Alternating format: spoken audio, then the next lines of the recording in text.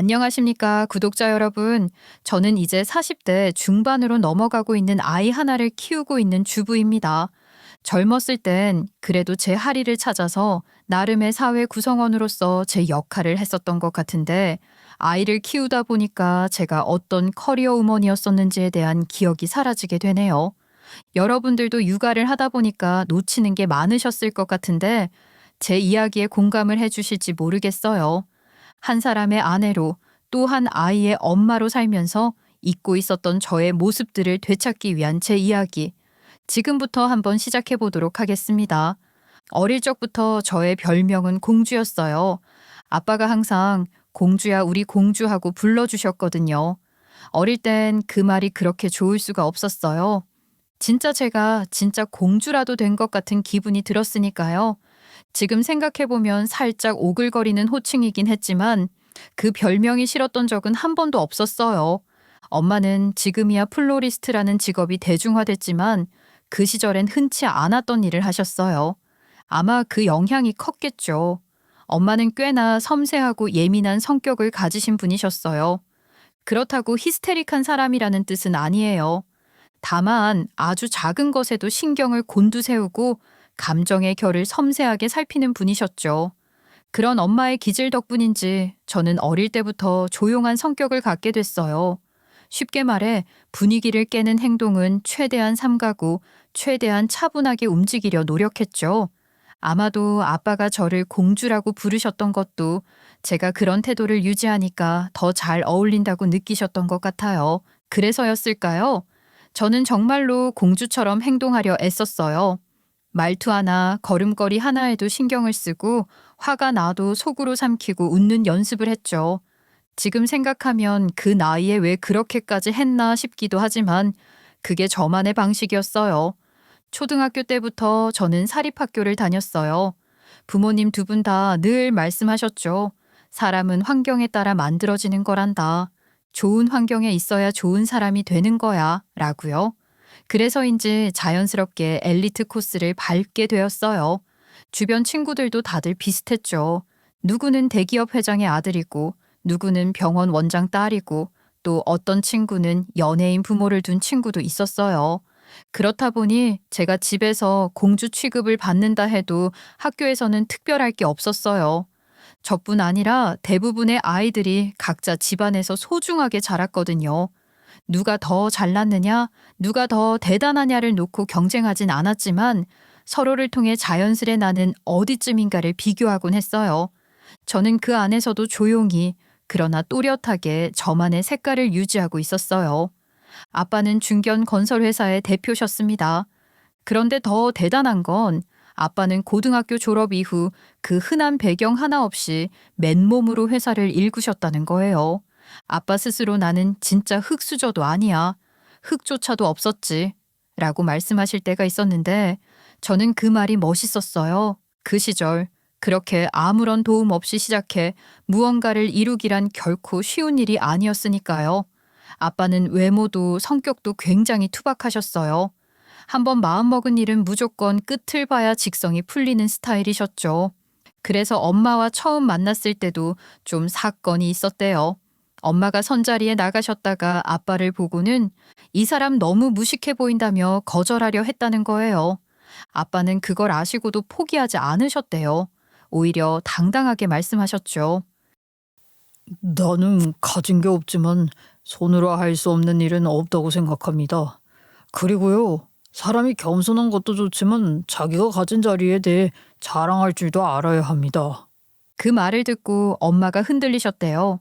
아빠는 자신이 어디까지 올라왔는지를 감추기보다는 그만큼 노력했고 책임질 수 있다는 자신감을 드러내는 분이셨어요. 지금도 아빠는 그런 분이에요. 제가 가장 믿고 존경하는 사람, 겉으론 무뚝뚝하고 단순해 보여도 아빠의 그 진중함이 어릴 적부터 제 마음 깊숙이 각인되어 있었어요. 이야기를 하다 보니 그 시절의 장면들이 하나둘 떠오르네요. 아빠는 제가 웃는 얼굴을 하고 있을 때 가장 예쁘다고 해주셨어요. 공주야, 오늘도 예쁘게 학교 가야지. 우리 공주는 웃을 때 제일 예쁘단 말이야. 그때마다 저는 부끄러운 듯 고개를 숙이며 알았어요 하고 대답했죠. 사실 속으론 으쓱했어요. 아빠의 그 한마디가 저를 매일 더 나은 사람으로 만들어주는 마법 같은 주문 같았거든요. 그렇게 저는 어릴 적부터 공주로 불리며 그러나 속은 꽉 찬 공주로 자라나고 있었어요. 조용하고 예의 바르며 스스로를 낮추되 마음속 중심은 단단히 세우는 그런 사람으로요. 그래서인지 저는 자연스럽게 회사라는 공간이 어떤 의미를 가지는지 그리고 재력이라는 것이 사람을 어떤 위치에 올려놓는지를 알게 됐어요. 그리고 시간이 지날수록 그 위치에서 겸손하게 머무는 법도 배워야 한다는 걸 느꼈죠. 자리는 높아질수록 고개는 숙여야 한다. 그래야 오래 가지. 요즘 뉴스를 보면 알잖아요. 어디서 또 재벌 2세가 갑질을 했다느니, 운전기사에게 폭언을 했다느니, 그런 기사들이 하루가 멀다 하고 쏟아지니까요. 돈이 많고 배경이 있다고 해도 그걸 내세우며 살아가다간 결국 다 드러나고 그게 사람을 망치게 된다는 걸 아빠는 미리 알고 계셨던 것 같아요. 아빠는 저에게 강하게 자라는 법을 가르쳐 주셨습니다. 단순히 싸움에 강한 사람이 아니라 생각이 단단한 사람, 공부를 왜 해야 하는지, 왜 유학을 가야 하는지에 대해서도 자주 설명해 주셨죠. 그럴 때면 옆에서 엄마는 고개를 저으며 한마디 하셨어요. 아이고, 애한테 뭘 그렇게 시키려고 해요. 여자애가 꼭 그렇게까지 공부를 해야 해요? 엄마는 제가 여자아이니까 굳이 그렇게 고생하지 않아도 된다고 하셨어요. 본인처럼 집안이 탄탄한 곳에 시집가면 만사 해결되는데 왜 굳이 사회에 나가서 자리 싸움을 하느냐는 거였죠. 엄마 말씀도 틀린 말은 아니었어요. 실제로 엄마는 평생 꽃만 만지시며 사셨거든요. 세상 시끄러운 일들과는 거리를 두고 조용하고 고운 것들만 바라보며 사신 분이셨어요. 너는 그냥 꽃처럼 살면 돼. 어울리지도 않은 거 하지 말고 예쁘고 밝게만 살아. 이 말은 엄마가 정말 자주 하셨던 말이었어요. 그래서 저도 한동안은 그래, 나중엔 좋은 집안에 시집가서 엄마처럼 살면 되지? 하고 생각했던 적도 있었어요. 하지만 아빠는 또 다른 길을 보여주셨죠. 아빠는 저를 유학 보내고 싶어 하셨어요. 더 넓은 세상에서 사람들과 어울리고 그 속에서 실력을 쌓으며 제대로 된 사람으로 자라나길 바라셨던 거죠. 그런데 그 계획은 중학교 때 무산되고 말았어요. 엄마가 완강히 반대하셨거든요. 그 어린애를 외국에 보내겠다고요? 아직 혼자 여행도 제대로 못 가봤는데 아이고 어떻게 낯선 곳에서 살라고 해요? 엄마의 그 한마디에 아빠도 더 이상 강하게 밀어붙이지 않으셨죠. 물론 속으론 많이 아쉬워하셨을 거예요. 저도 그때는 그저 그렇구나 하고 넘겼지만 지금 와서 생각해보면 그 유학이 제 인생을 어떻게 바꿔놓았을까 상상하게 되더라고요. 아빠는 저에게 있는 자리를 활용할 줄 알아야 한다고 했어요. 하지만 그러면서도 자리에 너무 의지하면 안 된다고 했죠. 사람을 망치는 건 환경이 아니라 습관이라고요. 그래서인지 저는 늘 균형을 생각하게 됐어요. 뭔가를 과하게 드러내거나 욕심내기보다는 적당히 있는 척하면서 적당히 발을 빼는 그런 방식. 그렇게 살아야 오래 갈 수 있다고 아빠는 저에게 꾸준히 가르쳐 주셨어요. 엄마는 그런 아빠의 방식과는 조금 다른 방향이었죠. 엄마는 저를 진짜 공주처럼 키우셨어요.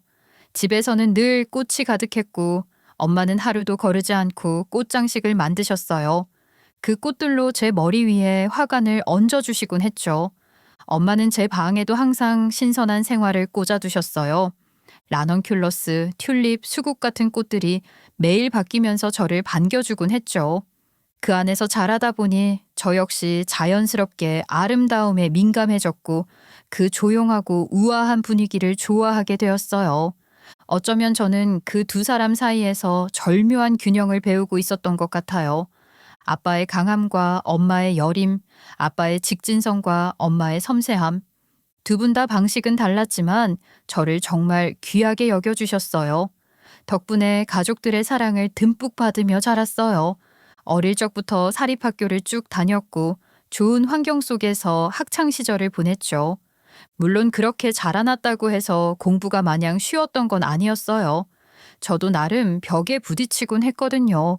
수학 문제를 붙잡고 울었던 날도 있었고 영어 단어가 머릿속에서 뒤엉켜 혼란스러웠던 날도 많았어요. 그래도 포기하지 않았어요.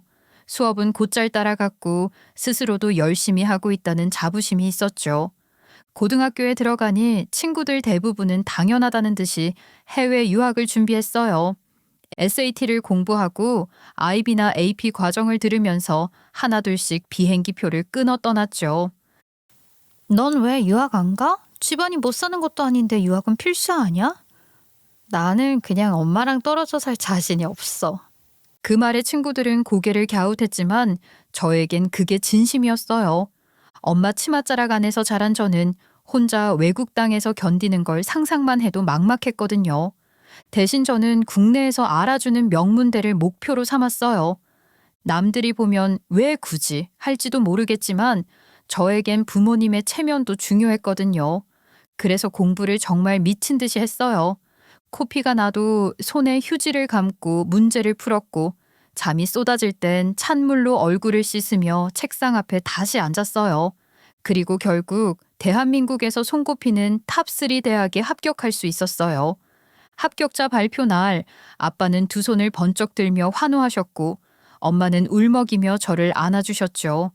하지만 엄마는 잘했다 하면서도 저에게 여자 인생이 다 거기서 거긴데 결혼하면 집안일이나 해야 할 걸 열심히 할 필요 없다고 했어요. 하지만 그럴 때마다 아빠는 제 편을 들어주셨어요. 여자라고 못할 게 어딨어. 네 능력을 먼저 키워. 자리를 갖고 있어야 결혼이든 뭐든 네가 선택할 수 있는 거야. 이 두 의견 사이에서 저는 늘 중심을 잡기가 어려웠어요. 엄마의 말은 정답처럼 들릴 때도 있었고 아빠의 말은 제 자존심을 긁어주는 따뜻한 격려처럼 다가왔거든요. 한쪽은 현실을 이야기했고 한쪽은 가능성을 이야기했어요. 엄마는 저에게 가꿀 줄 알아야 한다고 했고 저는 그런 것들이 사치스러워 보여서 싫다고 했죠. 엄마는 저에게 아빠를 쏙 빼 닮았다고 했어요. 제가 입학을 한 대학은 집과 거리가 꽤 있었어요. 통하기 쉽지 않다 보니 아빠는 차를 한 대 사주시겠다고 하셨죠. 너 대학생인데 대중교통만 타긴 힘들잖아. 적당한 차 한 대 정도는 있어야지. 그런데 저는 그걸 정중히 거절했어요. 물론 감사했죠. 하지만 한참 꿈을 꾸는 대학생이 외제차를 끌고 다닌다는 게 마음에 걸렸어요. 누가 봐도 금수저구나 싶을 거고 그러면 제가 아무리 노력해도 그 노력을 제대로 봐주지 않을 거란 생각이 들었어요. 저는 제 인생을 살아가면서 부모님의 뒷배를 자랑처럼 내세우고 싶진 않았어요. 물론 부모님이 베풀어 주신 사랑과 환경에 감사하지만 그걸 방패처럼 들고 다니고 싶진 않았거든요. 그래서 저는 언제나 제 발로 서보려 노력했어요. 뒤에 누가 있든 없든 저는 제가 만들어가는 삶을 살고 싶었어요.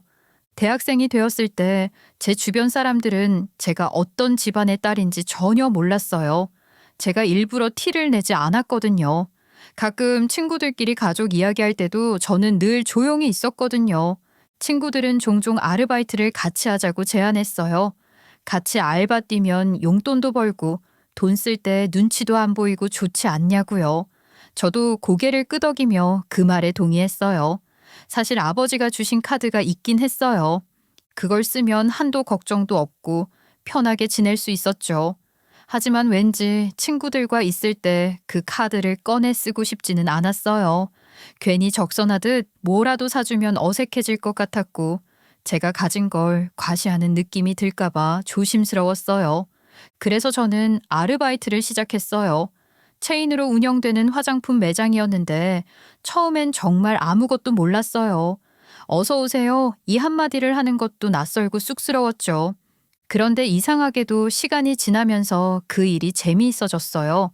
물론 힘든 날도 많았지만요. 제 손으로 일해서 받은 월급이 통장에 꽂히는 순간 그 뿌듯함은 이루 말할 수 없었어요. 숫자가 하나하나 쌓이는 걸 보면서 이 돈은 내가 직접 벌었다는 자부심이 생겼고 자연스럽게 아껴 써야겠다는 생각도 들었어요. 친구들과 월급날 맞춰서 치킨에 맥주 한잔 하는 그 시간이 얼마나 소중하고 값졌는지 몰라요. 그때는 지금처럼 화장품 매장에 어린 손님들이 많지는 않았어요. 대부분 중년 여성 고객들이었는데 솔직히 쉽지 않았어요. 진상 손님들도 있었고 말도 안 되는 클레임을 거는 분들도 있었어요. 이미 절반이나 써놓고 환불을 요구하시는 분도 계셨고 어떤 분은 테스트 제품을 슬쩍 가방에 넣고 가버리시기도 했죠. 그런 날엔 솔직히 좀 지치기도 했어요. 하지만 그런 상황을 겪을수록 제 안에서 단단해지는 뭔가를 느꼈어요. 그리고 어느 순간 저에게 목표가 생겼어요. 저는 자격증 공부를 시작했어요. 처음에는 작게 시작했어요. 유통관리사, 서비스 매너 자격증 같은 기본적인 것들부터 하나하나 따기 시작했죠. 그러다 보니 욕심이 생기더라고요. 영어도 좀 해야겠다 싶어서 외국어 시험도 도전했어요. 저는 제 자신이 점점 더 좋아지고 있었어요. 공부하는 제 모습이 뭔가를 이루기 위해 노력하는 제가 자랑스러웠어요.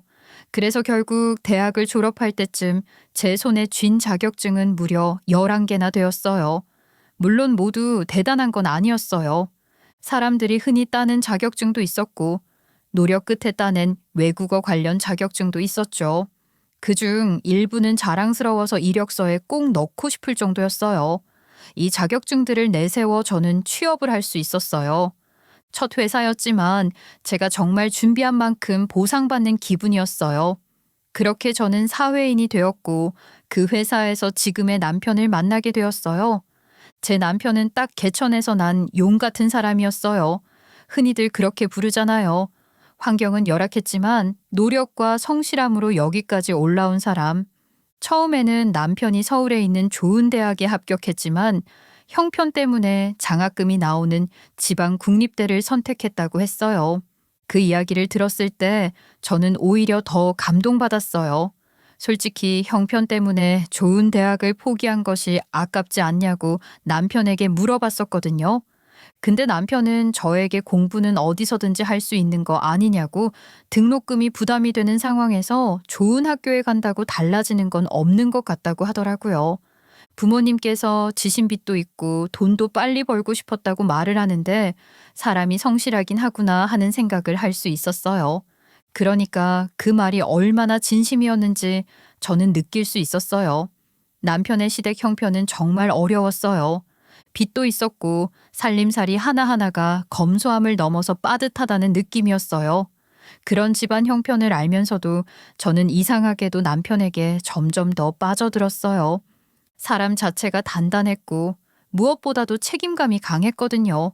그렇게 결혼 이야기를 꺼냈을 때 저희 엄마는 말 그대로 뒷목을 잡으셨어요.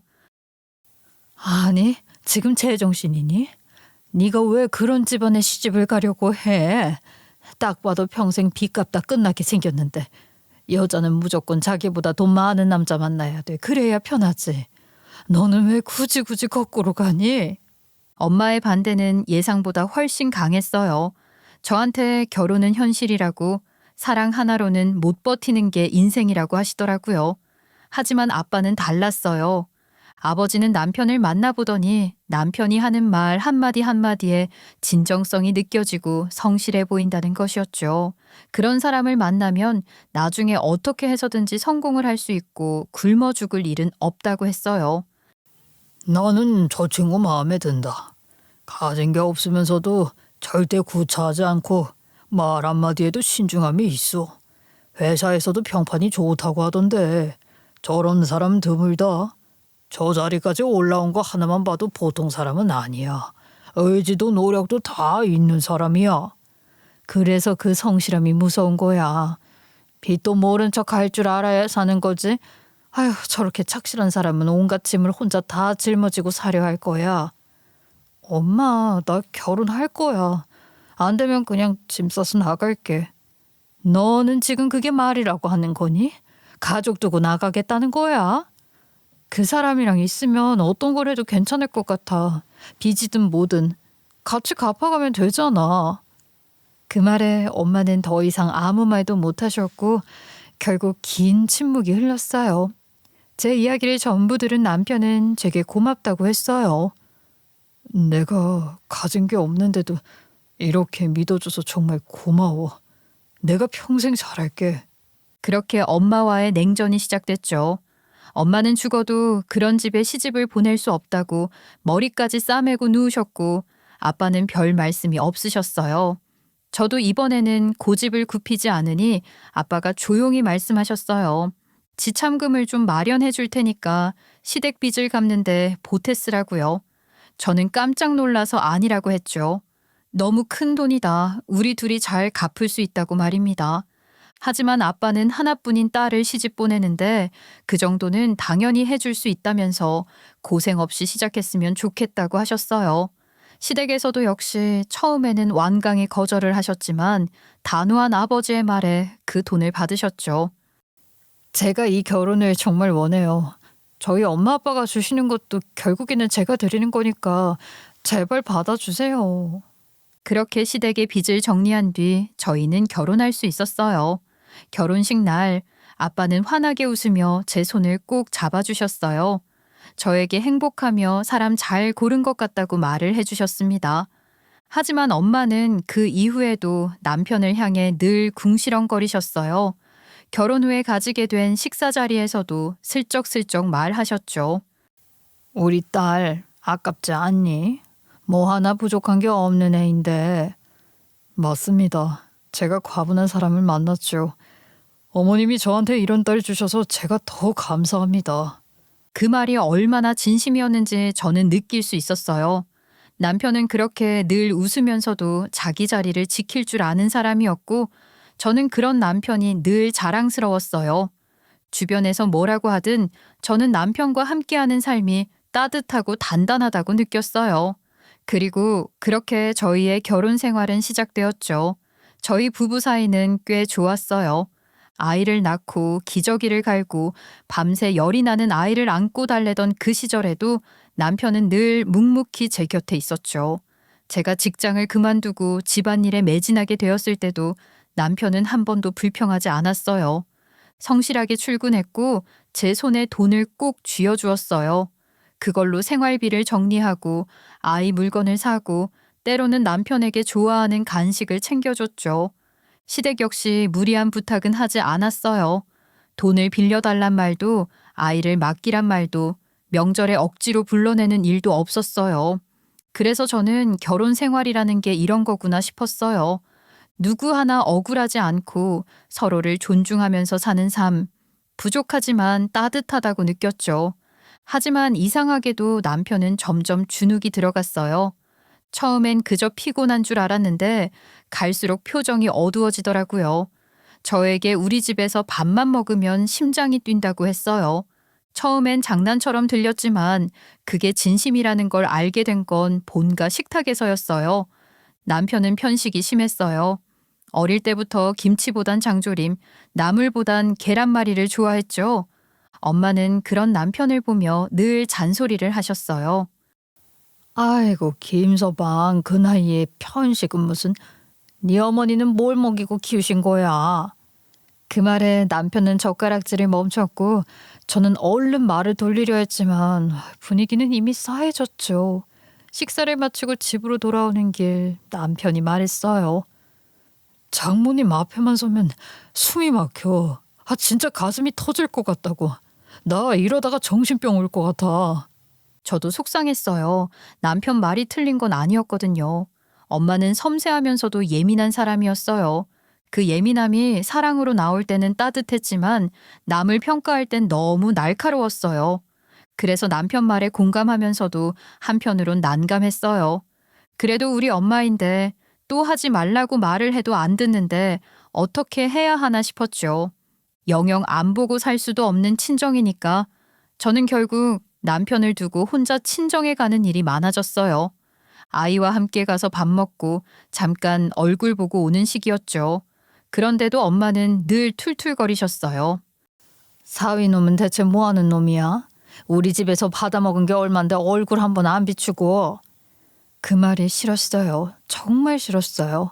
그래서 결국 엄마와 대판 싸우게 되었죠. 엄마, 왜 우리 남편한테 그래? 엄마도 알잖아. 우리 사이 나쁘지 않고. 나 그이랑 정말 행복하다고. 그 뒤로 저는 친정의 발걸음을 끊었어요. 그렇게 잔소리에서 멀어지고 나니 남편 얼굴에 화색이 돌기 시작했어요. 말도 부드러워지고 웃음도 많아졌죠. 남편의 그런 모습을 보면서 저도 마음이 편안했어요. 물론 죄송한 마음도 있었어요. 저도 친정으로부터 많은 지원을 받았던 사람인데 어느 날 갑자기 발길을 끊는다는 게 솔직히 말해서 쉽진 않았어요. 시집갈 때 아버지가 해주신 지참금부터 시작해서 아이를 키울 때 이것저것 챙겨주셨던 것들까지 생각하면 고개를 들 수 없을 정도였어요. 하지만 남편이 행복해지는 모습을 보면서 그 미안함이 점점 작아졌어요. 내가 지금 잘하고 있는 걸까 싶었거든요. 그렇게 친정과 거리를 두고 우리 둘만의 생활이 시작됐어요. 처음엔 한결같은 일상에 감사했어요. 크지는 않지만 안정적인 월급, 평온한 가정, 아이의 웃음, 다 가진 줄 알았죠. 그런데 하나둘씩 삐걱대기 시작했어요. 냉장고에 반찬이 떨어졌는데 예전 같으면 친정에서 어머니가 싸주신 나물이며 장조림이 가득 있었죠. 남편 생일이 다가오면 엄마가 미리 예약해둔 케이크가 도착하곤 했는데 이제는 그런 것도 없었어요. 갑자기 아이가 아프면 한밤중에도 차를 끌고 달려와 주던 사람이 없었어요. 그제야 저는 깨달았어요. 제가 40년을 넘게 살면서 친정의 도움을 얼마나 많이 받았는지를요. 그건 단순한 경제적 지원이 아니었어요. 정서적 안정, 실질적인 도움, 말없이 채워졌던 수많은 빈틈들. 저는 그걸 당연하다고 생각했던 거예요. 남편과 둘이서 처음부터 시작한다고 다짐했지만 사실 저는 이미 무수히 많은 것들을 친정에서 받아왔던 사람이었어요. 그걸 인정하는 데까지 시간이 좀 걸렸어요. 하지만 늦게나마 알게 된 것도 다행이라고 생각했어요. 저는 제 자리에서 다시 한번 관계의 균형을 고민하게 되었거든요. 제가 친정의 발길을 끄는 뒤로 남편이 확실히 편해진 건 사실이에요. 표정이 부드러워졌고 말수도 늘었고요. 그런데 그게 시댁 입장에선 또 다른 아쉬움이었던 것 같았어요. 외동딸인데 이제 와서 콩고물 하나도 기대 못한다는 게 불안하셨던 거겠죠. 세월이 흐르면 흐를수록 지출은 늘어나고 수입은 한정되니까 저희 친정이 워낙 부유한 편이다 보니 거기서 뭔가 기대는 마음이 생기는 것도 이해는 돼요. 아유, 이런 질문은 좀 그런가? 요즘 친정에서 돈 얼마나 받고 있어? 생활비 좀 보태주시지? 저 친정에 발길 끄는 지 꽤 됐어요. 지원받는 건 전혀 없어요. 아니, 친정에서 받는 게 없다고? 아이고, 너도 참 멍청하네. 네? 어머니, 그게 무슨 말씀이세요? 저한테 지금 멍청하다고 하신 거예요? 그래, 여자는 여우처럼 살아야 해. 남편 눈치 보면서 친정이랑도 끊어놓고 받을 건 받아야지. 그거를 다 끊고 혼자 벌겠다는 건 그거는 그냥 멍청한 짓이지. 뭐 내 말이 틀렸냐? 그 말을 듣고도 저는 아무 말도 못했어요. 억장이 무너지는 기분이었어요. 여태껏 저는 제 힘으로 살아보겠다고 아등바등 해왔는데 그걸 그렇게 평가받으니 허무하더라고요. 남편은 그 사이에도 계속 회사에 다녔어요. 성실하긴 했지만 뚜렷한 성과가 나오는 건 아니었고 승진도 번번이 밀렸어요. 이번에는 되겠지 하다가도 결과는 늘 탈락이었어요. 남편이 집에서 말없이 고개를 숙일 때마다 저는 더 이상 부모님께 손 벌릴 수 없다고 생각하며 이를 악물었어요. 그래서 일을 시작했어요. 생활비를 줄이고 불필요한 지출은 전부 없앴어요. 점심은 도시락을 싸가고 커피 한 잔도 아껴가며 생활했죠. 야근도 마다하지 않았어요. 아이가 집에서 저를 기다리고 있을 때면 마음이 아프긴 했지만 그래도 제 힘으로 우리 가족을 지키고 싶었어요. 그런데요, 아무리 마음을 다잡아도 저도 결국 사람이잖아요. 지치는 날이 있었고 벽에 부딪히는 기분이 들 때도 있었어요. 이 생활을 도대체 언제까지 해야 하지? 그런 생각이 스멀스멀 올라올 무렵 갑자기 전화 한 통이 왔어요. 네 아버지 쓰러지셨다. 당장 병원으로 올 수 있겠니? 심장이 쿵 내려앉았어요. 정신없이 병원으로 달려갔고 그곳에서 본 아버지는 제가 기억하던 분이 아니었어요. 항상 무뚝뚝하고 손에 굳은 살이 박혀있던 그 두툼한 손, 늘 어깨를 펴고 목소리가 우렁찼던 그분이 병실 침대 위에 고요히 누워 계셨어요. 말도 못하시고 움직이지도 못하셨어요. 뇌출혈입니다. 최근에 스트레스가 극심하셨던 것 같아요. 그제서야 알게 됐어요. 회사 핵심 임원이 퇴사하면서 모든 업무가 아버지께 몰렸다는 사실을요. 그 공백을 메우려고 무리하신 거예요. 누군가에게 맡기고 싶어도 믿고 맡길 사람이 없었고 딸인 저에게조차 연락 한 통 못하신 채 그렇게 혼자 짊어지시다 쓰러지신 거였어요. 내가 친정의 발길을 끊지 않았더라면 아빠가 이 정도로 혼자 견디진 않았을 텐데 그 생각이 머리를 치고 지나가니까 눈물이 터졌어요. 그렇게 강하고 단단해 보였던 우리 아빠가 어느새 이렇게 약해져 있었다는 걸 왜 이제야 알게 된 걸까요? 뇌출혈이라는 병은 골든타임이라는 게 있다더라고요. 가능한 한 빨리 발견돼야 손상이 덜 간다고 들었는데 우리 아버지는 그 시간에서 2시간을 넘겨버렸어요. 엄마는 그날도 평소처럼 거실에서 집안일을 하고 계셨고 아버지는 서재에서 골프 퍼팅 연습을 하시는 줄로만 알고 계셨어요. 쿵 하는 소리가 공이 구르는 소린 줄 아셨다고 하셨어요. 서재 문을 열어보신 건 저녁 식사 시간이 다 돼서였대요. 그때 아버지는 바닥에 쓰러진 채로 의식도 없이 누워 계셨어요. 뇌출혈이 발생한 지 2시간 넘어서 도착했어요. 지금은 생명은 유지하고 있지만 의식이 돌아오더라도 후유증이 클 수 있습니다. 의사의 말은 차갑지도 지나치게 희망적이지도 않았어요. 그냥 현실이었죠. 회사도 곧바로 큰 문제가 되었어요. 아버지가 빠지니 모든 게 정지된 거나 마찬가지였어요. 누구도 결제를 올릴 수 없었고 클라이언트와의 연락도 중단됐고 직원들마저 불안해하기 시작했어요. 결국 어쩔 수 없이 엄마와 제가 직접 회사에 나가야 했어요. 그런데 엄마는 평생 회사라는 곳을 다녀본 적이 없는 분이셨고 일처리라는 걸 아예 모르시는 분이셨어요. 엄마는 하루 종일 책상 앞에서 서류만 만지작거리셨어요. 저도 마찬가지였어요. 회사에 복직한 지 얼마 되지도 않은 시점이었고 동시에 병원과 회사를 오가는 생활은 정신이 나갈 지경이었어요. 그런 상황 속에서 남편이 불쑥 회사를 찾아왔어요. 내가 조금이라도 도울 수 있을까 해서. 남편은 그렇게 말하며 제 곁에 앉았고 당장 처리해야 할 서류들을 살펴보더니 하나씩 정리하기 시작했어요. 아버지는 얼마 지나지 않아 의식을 회복하셨어요. 하지만 말을 제대로 하진 못하셨고 몸도 한쪽이 마비된 상태였어요. 의사는 물리치료를 받으며 회복 가능성은 있다고 했지만 회사를 다시 맡기는 건 무리라고 했어요. 그런 상황에서 남편은 매일 퇴근 후 병실에 들렀어요. 남편은 회사 일은 걱정 마셔라. 처리할 수 있는 부분은 본인이 처리를 하겠다고 아버지에게 말씀드렸고 아버지는 손가락 하나 까딱하는 걸로 답하셨어요. 남편은 그 뒤로 무려 2년 동안 말 그대로 그림자처럼 회사 일을 도왔어요. 회계팀, 영업팀, 법무팀 가릴 것 없이 필요한 부서에 가서 필요한 서류를 정리하고 미팅에도 참석하고 내부 보고도 정리했어요.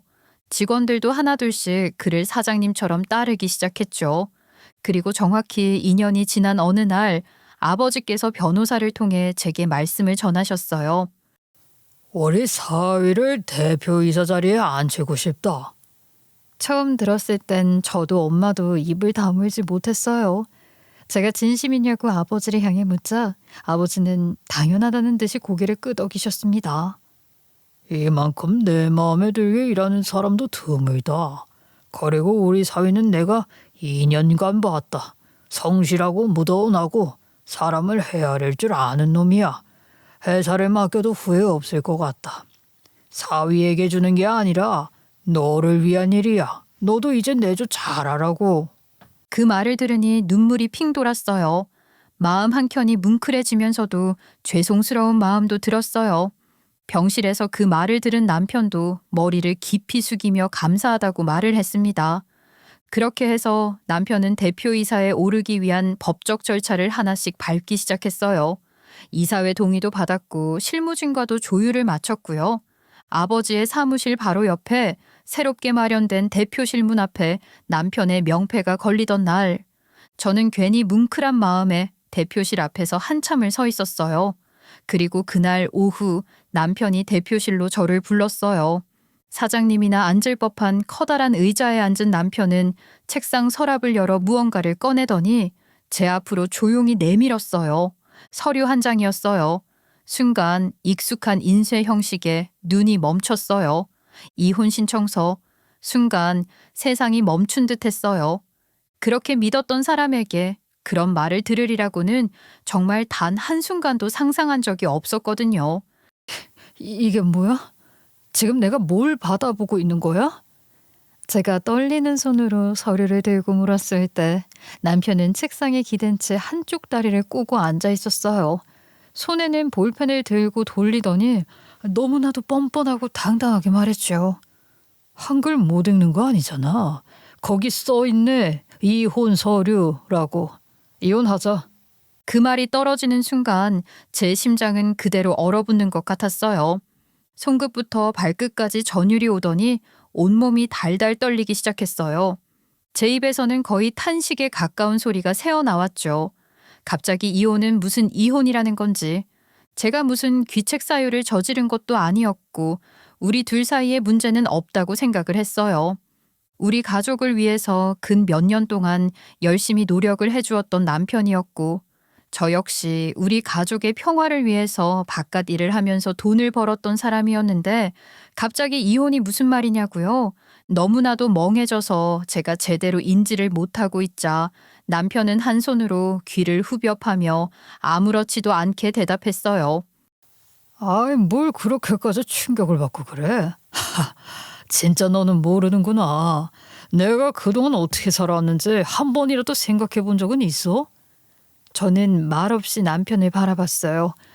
그 얼굴에서 보던 익숙한 온기가 믿음이 어디에도 없었거든요. 그 대신 날선 비웃음이 담겨 있었죠. 내가 처가에 갈 때마다 이 심장이 죄어오는 느낌이 어떤 건지는 너 몰라. 넌 네 부모님 품 안에서 늘 귀여움만 받았겠지. 근데 난 너희 엄마 눈빛 하나하나가 나를 얼마나 경멸했는지 알아? 밥 먹을 때마다 나를 흘겨보는 그 눈빛. 그 무슨 죄인 마냥 앉아있는 기분이었다고. 그래서 내가 친정의 발길을 끊었잖아. 우리 엄마한테 그러지 말라고 내가 몇 번이나 말을 했었잖아. 그래서 달라진 게 있었나? 나는 그동안 참고 또 참았어. 다 너 때문이야. 네가 좋았으니까. 네 옆에 있고 싶었으니까. 근데 결국 내가 이 자리에 올 수 있었던 건 내 노력 덕분이잖아. 나 꿋꿋하게 버텼어. 그리고 봐라. 지금은 이 회사 대표라고. 아무도, 심지어 장인어른도 이제 날 건드릴 수 없어. 알겠어? 그 말을 하고는 책상 위에 손을 올리며 비릿하게 웃었어요. 그 표정은요, 정말 지금까지 살면서 단 한 번도 본 적 없는 얼굴이었어요. 저는 충격과 분노가 뒤섞인 상태에서 겨우겨우 한마디를 짜냈죠. 당신 지금 제정신이야? 어떻게 나한테 이럴 수가 있어? 뭐 울고 싶냐? 아이, 그러면 저 구석에 짱 박혀서 울어. 아, 내가 뭐 위로라도 해줄 줄 알았어? 당신 정말 후회 안 해? 나한테 이딴 짓 한 거 후회 안 할 자신 있냐고. 너 내가 뭘 알고 있는지 몰라서 지금 이러는 거지? 이런 식으로 나오면 아주 재미없는 꼴 보게 될 거야. 너 각오해? 그랬더니 남편은 깔깔 웃더라고요. 웃음 속에는 여유도 거리낌도 없었어요. 오히려 자기가 승리를 확신한 사람처럼 웃고 있었죠. 야, 뭘 안다고. 내가 이제 어떤 자리에 앉았는지 너 모르겠어? 나 잘 나가는 중견기업 대표야. 젊은 사장이라고.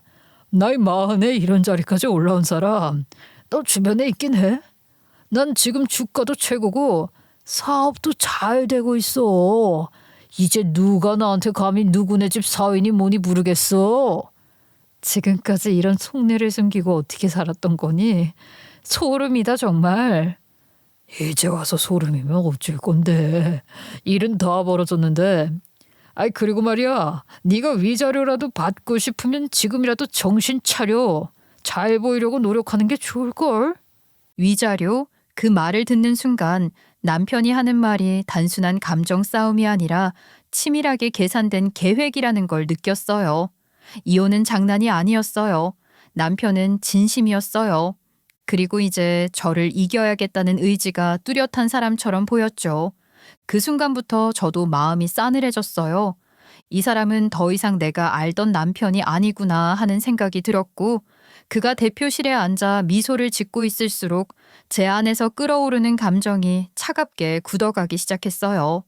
이혼이라는 두 글자가 그렇게 책상 위에 놓여 있었고, 제 인생은 그 순간 완전히 뒤틀리기 시작했어요. 하지만 저도 사실 이런 날이 오기를 기다려왔어요. 말하자면 준비가 안 된 건 아니었어요. 남편이 저에게 등을 돌리기 전부터 저는 그 사람의 민낯을 알고 있었거든요. 그동안은 남편이라서 그래도 내 아이의 아버지니까 하고 눈을 감고 있었던 것들이 있었어요. 하지만 이제 그 눈을 뜰 때가 된 것 같았어요. 남편이 다니던 회사는 가족이 임원으로 있는 말 그대로 가족 중심의 회사였어요. 처음 입사했을 때부터 낙하산이라는 말이 있었고, 남편도 그걸 의식했는지 누구보다 더 성실하게 일했어요. 화장실 청소도 마다하지 않았고, 회식 자리에서 끝까지 남아서 뒷정리까지 하던 모습이 생각나요. 대표가 화장실 청소까지 시켰다고? 당신 너무 고생하는 거 아니야? 나라도 이러지 않으면 언제 인정을 받겠어. 나도 빨리 승진해야지. 그런 남편을 저는 응원했어요. 저도 중간에 다른 곳으로 이직하면서 바쁘게 살았지만 남편이 그 회사에서 한 계단씩 인정받아 올라가는 모습을 진심으로 기뻐했어요. 그런데 제 생각보다 더 가관인 짓들을 남편이 벌이고 있었다는 걸 저는 뒤늦게 알게 되었죠. 전 직장 동료에게서 그 이야기를 들었어요. 간만에 안부 전화를 나눴고 자연스럽게 요즘 회사 얘기가 나왔어요. 맞다. 요즘 회사는 어때? 우리 남편은 요즘 진짜 죽을 맛이라고 하던데 일이 그렇게 많아? 네 남편? 솔직히 나도 이렇게까지 말을 하고 싶진 않은데 말이야. 사장 밑 닦느나 힘들겠지. 그게 무슨 말이야? 무슨 사장 밑을 닦아? 네 남편 말이야. 업무는 하나도 안 해. 그냥 사장 옆에 찰싹 붙어가지고 사장이 시키는 일만 한다고. 그리고 요즘 소문도 파다해. 소문? 뭔 소문? 자세히 좀 말해봐봐. 내가 그래도 네 남편 흉을 보는 게 맞나 싶긴 한데 네 남편이 사장 자녀들의 학교 시험지를 뒤에서 몰래 돈 주고 샀다는 말이 있어. 로비했대 학교 쪽이랑. 그 말을 듣는 순간 숨이 막히는 것 같았어요. 설마 그럴 리가 없다고 생각했어요. 아무리 회사에서 눈치를 본다 해도 사장의 자녀들 시험지를 훔쳐다 준다고? 그건 범죄잖아요. 제 남편이 성실하고 우직하게 일을 하는 사람이라는 것을 알고 있는데 그런 범죄를 저질렀다는 게 믿어지지가 않았죠. 그래서 제가 다급하게 물었고 동료는 확신에 찬 목소리로 말했어요. 뭐 직접 본 건 아니지만 내부에서 다들 그렇게 말해. 심지어 그 덕분에 잘릴 위기에서 살아났다고 하잖아. 원래는 시댁 식구들 접대하면서 회사 물건으로 장난친 거 들켜서 위험했대. 그 순간 퍼즐이 맞춰졌어요. 남편은 영업부에 있었어요. 접대 자리를 자주 나갔고 때로는 사장네 식구들의 외식 자리를 함께 했던 것도 기억났어요. 오늘도 접대를 하느라 늦었냐고 물어보면 남편은 잔뜩 피곤한 얼굴을 하고선 접대를 했다고 말을 했죠. 사장네 식구들 비위를 맞추느라 허리가 나가는 줄 알았다고 하도 인사를 많이 해서 힘들었다고 할 때마다 안쓰러웠는데 그런데 그게 단순한 접대가 아니었던 거예요. 알고 보니 남편은 접대 자리에 사리사욕을 챙긴 적도 있었고 그게 문제돼서 감사에 걸릴 뻔했던 걸 사장 자녀들 관련 문제로 돌파했던 거예요. 시험지를 구해서 사장에게 바치고 그 대가로 입을 막고 자리를 유지했던 거죠. 남편은 늘 성실하다, 책임감이라는 말을 들으며 누구보다 부지런하게 살아온 척을 했어요. 저도 그런 모습에 반해서 결혼까지 했던 거고요. 그런데 실제로는 그림자 뒤에서 그런 더러운 짓들을 하고 있었던 거예요. 그날 밤 저는 남편의 대표 명패가 걸린 사무실 문을 멍하니 바라봤어요. 이 자리가 모든 것들을 숨기고 차지한 자리라면 결코 정당하다고 할 수 없다는 생각이 들었어요. 남편이 나를 배신하기 전 그는 이미 스스로를 배신하고 있었던 거죠. 그날 이후 저는 우리 남편이 얼마나 어마어마한 기회주의자인지를 뼈저리게 알게 되었어요. 사람이 궁지에 몰리면 무슨 짓을 못하겠냐고들 하잖아요. 그 말이 딱 남편에게 어울렸어요. 지금까지는 몰랐던 그 얼굴. 저는 다시는 남편을 예전처럼 볼 수 없을 거라는 걸 직감했어요. 시험지를 훔치게 된 일은 아주 큰 일이었어요. 궁지에 몰려서 쫓겨나기 일보 직전이었던 남편은 사장 자녀들이 다니는 학교 정보를 알아보기 시작했어요. 그냥 단순한 관심이 아니라 완전히 사적인 목적을 가진 조사였죠. 그리고 그 틈을 노렸던 건 학교 내 기간제 교사들이었어요. 정규직이 아니다 보니 불안정한 위치에 있고 언젠가는 떠날 사람들이니 약점을 쥐기에도 수월했던 거죠. 남편은 그런 교사들에게 접근했어요. 뭐 돈은 쥐꼬리, 일은 힘들게, 자리는 차지하지 못한 사람들에게 중요한 일이다. 적당한 보상은 충분히 할 수 있다고 말을 하니 너도 나도 남편의 말에 귀를 기울였겠죠. 돈이 궁했던 몇몇 기간제 교사들은 그 말에 쉽게 흔들렸어요. 그리고 남편은 사장의 딸이 고등학교 3학년이라는 사실을 교묘하게 활용했죠. 사장님, 이 시기에 성적 하나로 인생이 바뀌잖아요. 내신 좀만 챙기면 좋은 대학 가고 좋은 대학 가면 똥똥거리며 살 수 있지 않겠어요? 제가 시험지를 구했는데요. 뭐라고? 아이, 우리 딸이 다니는 학교 시험지를 구했다는 거야? 사장님, 자제분 성적 올려야죠. 대학 진학도 중요하고요. 그렇게 꼬드긴 거예요. 누구나 욕망을 품는 시점이 있잖아요. 그걸 남편은 정확하게 파고들었어요. 책임은 자신이 지겠다며 시험지를 요구했고 교사들도 주저없이 제공했죠. 남편은 그렇게 시험지를 은밀히 건넸고 자식을 끔찍이 아끼는 사장이 그 제안을 거절했을까요? 아니죠. 눈앞에 있는 시험지와 딸의 미래, 그 유혹을 뿌리칠 사람은 많지 않아요. 그런데 문제가 하나 생긴 거예요. 처음엔 수학 한 과목 정도였어요. 사장의 딸이 수학이 약하다는 걸 파악한 남편은 가장 취약한 부분부터 뚫기 시작했죠. 근데 수학 내신이 올라가니까 욕심이 생긴 거예요. 편안하게 점수를 올릴 수 있는데 누가 싫겠어요? 가가 다음엔 국어도 좀 챙겨와봐. 영어랑 사회과학도 좀 어떻게 안 되나? 요구는 점점 늘어갔고 그만큼 시험지를 구하기 위한 돈도 필요해졌어요. 여기서 남편은 또 다른 수를 쓰기 시작했어요. 사장 쪽 친척 중에 회사 내부 인사와 연줄이 닿는 인물이 있었는데 그 사람을 통해 사내 점수를 올려주겠다고 제안한 거예요. 그렇게 승진을 내정시켜주겠다는 말을 흘리며 돈을 받기 시작한 거예요. 요즘 사내 평가가 아주 중요하잖아요. 점수만 잘 나면 자리 하나쯤은 뭐. 이런 식이었어요. 회사의 젊은 직원들, 능력 있는 사람들이 빠르게 치고 올라오는 상황에서 남편은 나이만 먹고 제자리 걸음이라는 불안감에 시달리고 있었거든요. 저도 남편을 통해서 들은 적이 있었어요. 요즘 정말 힘들다고 젊은 애들에게 밀리는 기분이라고요. 남편은 나이만 먹어가지 실적은 미미하지 치고 올라오는 사람들 때문에 승진도 밀리고 있으니 잘릴까봐 불안하다고 했거든요. 물론 그 말은 당시엔 진심이었겠죠. 하지만 그 불안함을 이런 방식으로 해결하려 하다니 저는 그저 충격이었어요. 남편은 결국 회사 내에서 돈만 주면 승진시켜주는 사람으로 소문이 나버렸어요. 동료들 사이에서도 김 과장한테 돈 찔러봐. 점수 잘 나올걸. 하는 말들이 공공연한 농담처럼 퍼져 있었던 거예요. 그 돈으로 남편은 시험지를 사고 시험지를 통해 사장에게 잘 보이고 그걸로 자리를 지키고 승진을 얻고 결국에는 회사를 통째로 삼키려 한 거였죠. 그 모든 게 저는 너무나 소름 돋았어요. 그토록 성실하다고 믿었던 사람이 사실은 그 성실함을 위장으로 사용하고 있었던 거예요. 저는 그때 결심했어요. 이 사람 끝까지 가야겠구나. 이대로 무너져 줄 수는 없다는 걸 제가 누구보다 잘 알고 있었거든요. 그 사람의 욕심은 거기서 멈추지 않았어요. 사장은 점점 더 많은 걸 요구했다고 했잖아요. 처음엔 수학 한 과목이었는데 나중엔 국어, 영어, 사회, 과학까지 전 과목을 원하기 시작했어요. 자녀가 고3이라는 불안감에 휩싸였는지 모의고사 성적까지 챙기려는 태세였고 남편은 그런 요구에 응하기 위해 더 깊은 수렁으로 들어가기 시작했어요. 그러다 결국 교육청 퇴직자에게까지 손을 뻗었어요. 남편은 그 퇴직자에게 브로커를 소개받았고 정기적으로 수능과 모의고사 예상 문제를 받기 위해 돈을 입금하기 시작했어요. 이 정도면 확실한 문제 나올 거예요. 요즘 학원가에서도 못 가는 자료입니다.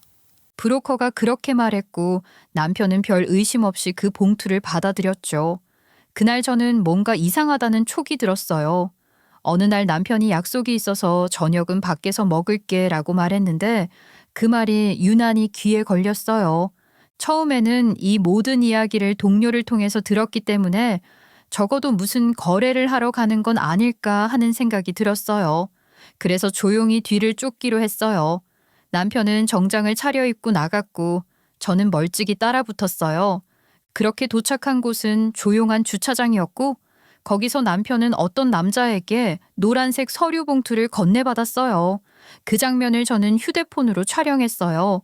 줌을 당겨보니 남편이 서류 봉투를 받아 자신의 가방에 넣고 다시 검은색 가방을 건네는 모습이 선명히 찍혔죠. 저 봉투 안에 시험 문제가 들었을 거라는 직감이 왔어요. 그리고 그 다음 장면은 더 확실했어요. 남편이 봉투를 든 채 사장 집 방향으로 들어갔고 문 앞에서 직접 사장을 만나 고개를 깊게 숙이며 그 봉투를 건네는 장면까지 저는 모두 영상으로 담을 수 있었어요. 그 순간 저는 확신했어요. 이건 파장이 클 수밖에 없다고요. 놀라운 건 그 모든 걸 제가 알고 있다는 사실을 남편은 꿈에도 모르고 있었다는 거예요. 그래서 그렇게 당당하게 제게 이혼 서류를 내밀 수 있었겠죠. 하지만 저는 이 서류가 마지막이 아니라 시작이라는 걸 알았어요. 그날 밤 저는 바로 경찰에 신고했어요. 발 빠르게 움직이지 않으면 정말 아버지의 회사를 빼앗길 것 같았거든요. 시험 문제를 불법으로 유출한 증거가 제 휴대폰에 있어요. 관련된 인물도 확실합니다. 수사기관이 움직이기 시작하자 일은 순식간에 커졌어요. 예전에도 비슷한 사건으로 뉴스가 시끄러웠고 실제로 징역형이 나온 사례가 있었기 때문에 경찰도 빠르게 반응했어요. 남편은 결국 교육기관의 평가 및 선발 공정성을 심각하게 침해한 혐의를 받았고 수사 과정에서 더 많은 사실들이 밝혀졌어요. 사장의 자녀는 유출된 시험지를 통해 급격히 오른 성적 때문에 퇴학 처분을 받게 됐고 사장은 결국 도의적 책임을 지고 자리에서 물러났어요. 남편은 시험지 유출물의 불법 거래에 적극 참여했고 대가를 지불했으며 학생에게 내용을 유포했어요. 또한 자신의 직위를 이용해 범죄를 실행했고 사내 인사 관련 금품 수수 정황까지 드러났기 때문에 죄목은 더 늘어났죠. 변호사의 말에 따르면 업무방해죄, 공무상 비밀누설, 김영란법 위반, 횡령, 개인정보보호법 위반까지 형량이 가볍지 않을 거라고 하더라고요. 결국 징역형이 나올 가능성이 매우 높다는 결론이었어요. 그리고 그렇게 된다면 당연히 회사 대표 자리도 유지할 수 없게 되는 건 자명한 일이었죠. 저는 이를 갈고 이 모든 걸 준비했어요. 제가 모아왔던 자료들은 사실 남편의 약점을 잡기 위했던 것은 아니었어요. 진실을 파헤치고 어느 날 이 사실이 들통났을 때 사랑하는 남편을 위해서 뭔가 빠져나갈 수 있는 구멍을 만들 수 있을까 싶어서 남몰래 모았던 것이었어요. 하지만 그건 결국 남편을 몰락시키는 증거가 되었죠. 형사들이 우리 집으로 찾아와 남편을 체포해 갔을 때 저는 차분하게 휴대폰을 내밀었어요. 여기 증거 영상입니다. 전달 장면도 대면 장면도 전부 다 담겨 있어요. 형사들은 제 영상을 확인하자마자 고개를 끄덕였고 남편은 자신이 체포되는 순간까지도 왜 그런 일이 벌어지는지 이해하지 못하는 표정이었어요.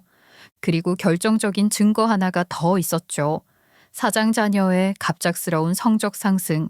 수개월 전까지만 해도 중위권이던 아이가 상위권으로 점프한 기록은 입시 전문가들 사이에서도 의혹의 대상이었어요. 그 자료까지 확보되면서 사건은 법정으로 이어졌고 그제서야 남편은 자신이 얼마나 큰 실수를 저질렀는지 깨닫기 시작했어요. 하지만 이미 모든 건 늦었어요. 남편은 구속되었고 저는 마침내 한숨을 내쉴 수 있었어요. 이혼 서류 한 장으로 저를 짓밟으려 했던 사람에게 저는 제가 얼마나 준비돼 있었는지를 보여줄 수 있었거든요. 남편이 구속 수사를 당하고 죄목이 하나하나 밝혀지기 시작하면서 파장이 일기 시작했어요. 예상은 했었지만 시댁에서는 저를 찾아와 난리를 피웠어요. 아이고, 아무리 우리 아들이 이혼을 하자고 했어도 그렇지 어떻게 이런 짓을 하니? 우리 아들이 뭘 잘못했어? 시험지를 욕심낸 게 누군데 우리 아들 돌려내. 그이가 그렇게 변질이 된 것은 본인의 선택이었고 이건 그 결과일 뿐이잖아요. 저는 그저 같이 잘 살아보려고 했던 거고요. 욕심이 망친 거죠.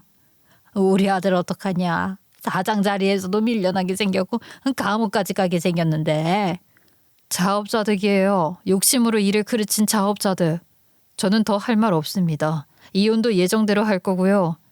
아이고 이를 어쩌면 좋아. 그렇게 시어머님의 절규를 저는 모른 척 했습니다. 이혼은 예정대로 진행이 됐어요. 구치소는 한 번도 방문하지 않았습니다. 그럴 여유는 없었거든요. 저는 다시 사회에 나가 일을 시작했고 밤늦게 퇴근하면서도 애들 뒷바라지를 위해 최선을 다했어요. 8개월간 이어진 재판 끝에 결국 진실은 드러났고 남편은 회사 내 자금 횡령까지 드러나면서 더는 발을 뺄 수 없는 상황이 되었어요. 최종적으로 내려진 형량은 징역 3년, 판사는 단호했어요. 회사는 자산을 사적으로 이용하고 교육기관의 평가 시스템을 무너뜨린 행위는 사회 질서를 위협한 중대한 범죄입니다. 저는 잘해보려고 한 짓이었어요. 진심으로 잘해보려고 한 거라고요. 하지만 그건 변명일 뿐이었어요. 잘해보려고 했다면 그렇게까지 뒤를 캘 일은 없었겠죠. 시어머니는 저에게 살려달라고 했지만 그렇게까지 뒤통수를 치려고 했던 사람에게 더 이상 아량을 베풀고 싶은 마음이 1도 없었거든요. 남편에게 처음 모든 진실을 알려준 전 회사 동료에게는 정중하게 인사를 드렸어요. 남편은 딱 한 번 감옥에서 저에게 연락을 해왔어요. 제발 도와줘라. 너희 집안 돈이면 나 빼줄 수 있는 변호사 선임할 수 있잖아. 한 번만 나 좀 살려줘. 내가 왜 그래야 해?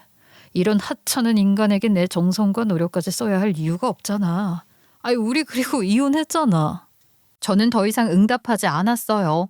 전화도 받지 않았고 메시지도 무시했어요. 그제야 그들도 체념한 듯 더는 연락이 오지 않더라고요. 남편은 현재 교도소 내에서 고졸 출신 중견기업 대표 출신 수감자라는 이유로 눈총을 받는다고 해요. 자존심이 강했던 탓인지 처음엔 적응도 못하고 고립되어 지냈다고 들었어요. 하지만 수감 초기부터 들어온 각종 혐의들이 하나둘 확정되면서 결국엔 고개를 숙이고 조용히 지낸다고 하더군요. 처음에는 편지를 보내며 용서를 구하는 척하더니 요즘은 감감무소식이에요. 자기 잘못을 끝까지 인정하지 못하는 사람이니까요. 저는요. 지금은 이혼 소송도 마무리됐고 모든 절차를 끝냈어요. 처음엔 허무하더라고요. 그 몇 년이 뭐였을까 싶기도 했고요. 하지만 시간이 지나면서 오히려 홀가분하다는 생각이 들었어요. 우리 엄마는 오히려 손뼉을 치며 말했죠. 이래서 결혼은 같은 환경에서 자란 사람이랑 해야 하는 거야. 급을 따지자면 야박하다고 할 수도 있지만 저는 이제야 조금 이해가 가요. 사람은 살아온 환경이 다르면 감정의 쓰임도 생각의 결도 다를 수밖에 없더라고요. 그 몇 년간의 결혼 생활이 돌아가고 싶은 시간은 아니지만 그래도 저는 배웠다고 생각해요. 누군가를 무조건적으로 믿는 게 얼마나 위험한 일인지, 그리고 내가 나를 지키기 위해서는 감정이 아니라 이성이 필요하다는 걸요. 지금은 다시 일을 하며 제 삶을 꾸려나가고 있어요. 아이도 밝고 건강하게 자라고 있고요. 이제는 제 인생에서 무게를 두어야 할 사람은 오직 저와 제 아이뿐이라는 생각이 들어요. 과거는 뒤로 하고 저는 지금 조금 더 단단한 사람으로 살아가고 있어요. 그리고 언젠가는 더 나은 사랑도 더 나은 미래도 제게 다시 찾아오리라 믿으면서요. 제 이야기를 들어주셔서 감사합니다.